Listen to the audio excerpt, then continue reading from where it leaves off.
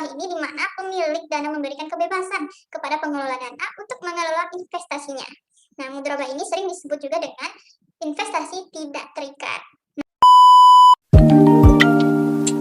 Assalamualaikum warahmatullahi wabarakatuh. Perkenalkan saya Suci Rahmatul Felicia dengan NIM C1C019145 dari program studi akuntansi Fakultas Ekonomi dan Bisnis Universitas Jambi. Pada video kali ini saya akan membahas materi akuntansi syariah mengenai akad mudharabah. Nah, pasti teman-teman semua pernah mendengar yang namanya akad mudharabah. Nah, pada video kali ini saya akan membahas secara rinci materi mengenai akad mudharabah ini. Sebelum kita masuk pada pembahasannya, jangan lupa like, comment, dan subscribe, dan kirimkan pendapat kalian mengenai akad mudharabah di kolom komentar. Terima kasih. Pada pembahasan pertama, materi-materi yang akan kita bahas yaitu mengenai pengertian akad mudharabah. Nah, ini yang pertamanya ya, mengenai akad mudharabah, penjelasan dan asal katanya. Kedua, jenis akad mudharabah. Nah, itu ada nanti 3 jenis akad mudharabah. Kemudian ada dasar syariah, prinsip pembagian hasil usaha, bagi hasil untuk akad mudharabah musyarakah, dan perlakuan akuntansi berdasarkan PSAK 105. Kita masuk pada bagian pertama, jadi itu mudharabah berasal dari kata ad-darabi fil ardi, yaitu bepergian untuk urusan dagang. Disebut juga qirat yang berasal dari kata al-qardu yang berarti potongan, karena pemilik memotong sebagian hartanya untuk diperdagangkan dan memperoleh sebagian keuntungan. Nah, akad mudharabah ini merupakan suatu transaksi investasi yang berdasarkan pada kepercayaan.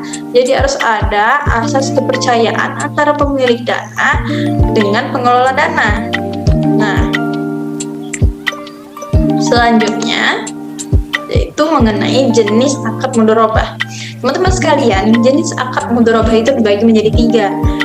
Kita ketahui bahwa mudharabah itu yang pertama mutlaqah, yang kedua itu adalah muqayyadah, yang ketiga itu adalah musyarakah.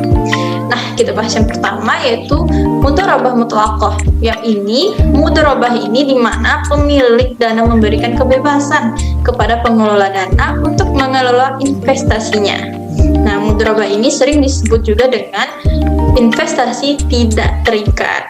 Nah, dalam mudharabah mutlaqah ini, pengelola dana itu memiliki wewenang untuk melakukan apa saja dalam melaksanakan bisnis bagi keberhasilan tujuan mudharabah ini. Namun, apabila ternyata pengelola dana melakukan kelalaian atau kecurangan, maka pengelola dana harus bertanggung jawab nih atas konsekuensi yang ditimbulkannya. Sedangkan apabila terjadi kerugian atas usaha itu, yang mana ini terjadi bukan karena kelalaian atau kecurangan pengelola dana, maka kerugian ini harus ditanggung oleh si pemilik dana.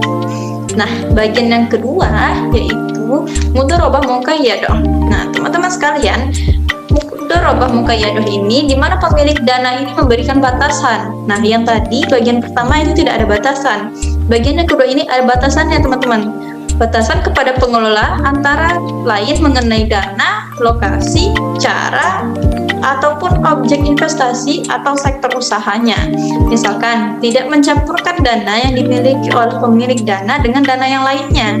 Kemudian tidak menginvestasikan dananya pada transaksi penjualan cicilan tanpa menjamin atau mengharuskan pengelola dana untuk melakukan investasi sendiri tanpa melalui pihak ketiga. Investasi ini juga bisa disebut dengan investasi terikat, karena ada batasannya tadi. Yang ketiga yaitu mudharabah musyarakah, yaitu di mana pengelola dana menyertakan modal dan dananya dalam kerjasama investasi ini. Nah, kita masuk pada bagian selanjutnya yaitu ketiga, dasar syariah. Nah, dasar syariah ini ada bagiannya, teman-teman. Yang pertama, sumber hukum akad mudharabah. Kita bahas mengenai sumber hukumnya.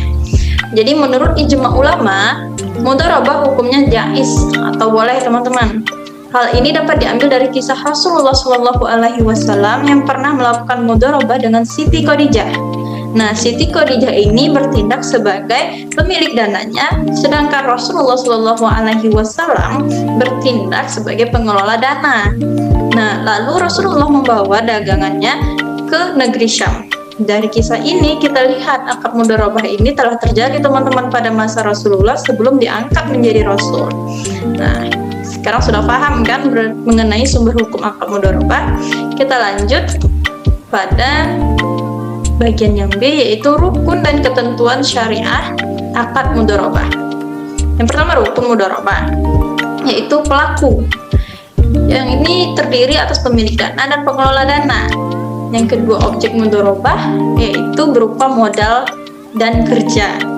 Yang ketiga ijab kabul atau serah terima. Yang keempat nisbah keuntungan. Nah, ketentuan syariahnya adalah yang pertama pelaku harus paham hukum dan balik. Nah, pelaku ini harus sudah balik, sudah dewasa dan memiliki akal nih, dan sudah paham mengenai hukum-hukumnya. Pelaku akad mudharabah dapat dilakukan sesama muslim atau dengan non-muslim juga. Pemilik dana tidak boleh ikut campur dalam pengelola usaha, tetapi ia boleh mengawasinya. Nah, objek mudharabah itu ada beberapa juga. Yang pertama modal. Nah, modal ini diserahkan dapat berbentuk uang ataupun aset lainnya. Modal harus tunai dan tidak kurang. Modal harus diketahui dengan jelas jumlahnya. Nah, jadi mereka ini harus sepakat nih berapa jumlah atau aset yang akan diinvestasikan. Kemudian kerja, kontribusi ke pengelola dana dapat berbentuk keahlian, keterampilan, selling skill, manajemen skill, dan lain-lainnya. Kemudian ada ijab kabul nih. Ijab kabul itu pernyataan dan ekspresi saling ridho antara pihak-pihak pelaku akad yang dilakukan secara verbal, tertulis, melalui korespondensi atau menggunakan cara-cara komunikasi yang modern, yang saling paham intinya. Kemudian ada nisbah keuntungan. Besaran yang digunakan untuk pembagian keuntungan mencerminkan imbalan yang berhak diterima oleh kedua pihak mudharabah atas keuntungan uang yang mereka peroleh. Kemudian bagian yang C, berakhirnya akad mudharabah. Nah, kapan berakhirnya akad mudharabah? Yaitu yang pertama dalam hal mudharabah tersebut dibatasi waktunya, maka mudharabah berakhir pada waktu yang telah ditentukan. Nah, yang kedua, salah satu pihaknya memutuskan untuk mengundurkan diri. Nah, kemudian yang ketiga, salah satu pihak meninggal dunia atau hilang akal. Nah, yang keempat, pengelola dana tidak menjalankan amanahnya nih sebagai pengelola usaha untuk mencapai tujuan sebagaimana dituangkan dalam akad. Sebagai pihak yang mengemban amanah, ia harus berikhtikad baik dan berhati-hati. Kemudian yang kelima adalah modal usaha tidak ada. Nah, dari 5 bagian ini maka berakhirnya akad mudharabah. Selanjutnya kita akan membahas mengenai prinsip pembagian usaha. Pembagian hasil usaha mudharabah dapat dilakukan berdasarkan pengakuan penghasilan usaha mudharabah. Dalam praktik dapat diketahui berdasarkan laporan bagi hasil atas realisasi penghasilan hasil usaha dari pengelola dana. Tidak diperkenankan mengakui pendapatan dari proyeksi hasil usaha. Nah, untuk menghindari perselisihan dalam hal biaya yang dikeluarkan oleh pengelola dana, dalam akad harus disepakati biaya-biaya apa saja yang dapat dikurangkan dari pendapatan. Nah, jadi nggak boleh ada miscommunication di antara dua belah pihak ini. Jadi kita itu kalau dalam berniaga antara pemilik dana dengan pengelola dana ini harus ada kesepakatan antara biaya-biaya apa saja yang akan dikurangi dari pendapatan ini. Nah, selanjutnya itu prinsip pembagian usaha. Nah, di bawah ini ada contohnya, contoh perhitungan pembagian hasil usaha. Nah, seperti yang kita lihat datanya itu ada penjualannya 1 juta, HPP-nya karena dia ada HPP-nya berarti dikurangi 650, maka mendapatkan laba kotornya 350.000. Nah, biaya-biaya lainnya itu dikurangi 250.000, maka laba rugi bersihnya mendapatkan sisa 100.000. Nah, berdasarkan prinsip laba atau profit sharing, maka nisbah pemilik dana itu pembagiannya 30/70. Nah, pemilik dana mendapatkan 30% dikali 100.000, maka mendapatkan 30.000. Nah, sedangkan pengelola dana mana hasil perbandingannya itu 70% dikali dengan 100.000, maka hasil yang didapatkannya itu adalah 70.000. Nah, dasar pembagian hasil usaha adalah laba neto atau laba bersih, yaitu laba kotor dikurangi dengan beban-beban yang berkaitan dengan pengelolaan modal mudharabah. Dan bagian yang kedua itu berdasarkan prinsip bagi hasil. Nah, maka dasar pembagian hasil usaha adalah laba bruto atau laba kotor, bukan pendapatan usaha dengan nisbah pemilik dana, yang mana pemilik dana dengan pengelola dana perbandingannya 10 dibanding 90. Nah, bank syariahnya ini 10% dikali 350.000, maka hasil yang didapatkannya itu 35.000. Sedangkan pengelola itu 90% dikali 350.000, maka mendapatkan 315.000. Jika akad mudharabah melebihi 1 periode pelaporan, penghasilan usaha diakui dalam periode terjadinya hak bagi hasil sesuai nisbah yang telah disepakati. Nah, dari contoh ini kita dapat paham ya teman-teman mengenai akad mudharabah dan bagaimana pembagian hasilnya. Selanjutnya, mengenai bagi hasil untuk akad mudharabah mustarakah. Ketentuan bagi hasil untuk akad jenis ini dapat dilakukan dengan 2 pendekatan. Nah, yang pertama kita bahas hasil investasi dibagi antara pengelola dana dan pemilik dana sesuai nisbah yang telah disepakati. Selanjutnya, bagian hasil investasi setelah dikurangi untuk pengelola dana, maka dibagi antara pengelola dana dengan pemilik dana sesuai dengan porsi modal masing-masing. Atau yang kedua, hasil investasi dibagi antara pengelola dana dan pemilik dana sesuai dengan porsi-porsi modal masing-masing. Selanjutnya, bagian hasil investasi itu setelah dikurangi untuk diperoleh dana tersebut, maka dibagi antara pengelola dana dengan pemilik dana sesuai dengan nisbah yang telah mereka sepakati. Contoh, jika terjadi kerugian antara investasi, maka kerugian dibagi sesuai dengan porsi modal para mustarik. Para mustarik ini para pengelola modal.